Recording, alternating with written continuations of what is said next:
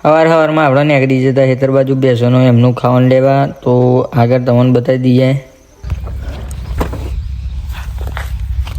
તો આપણે પહોંચી જતા ખેતરમાં ઘાસ કાપવા માટે, બેસવા માટે. તો તમને બતાવી દઈએ.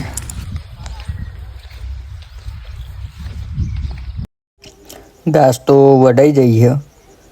હવે આપણે નીકળીએ ઘર બાજુ. તો ઘેર પહોંચી ગયા અને આપણે ભેંસને એમનો નાસ્તો આપી દઈએ.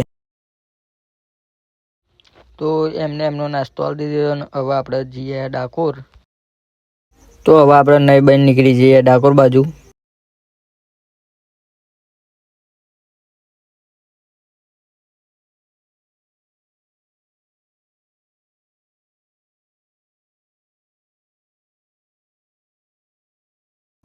તો આપણે પહોંચી ગયા ડાકોરમાં અને થોડીક વાર ગાડી લગાવી દીધી સાઈડમાં અને ઊભા રહી ગયા.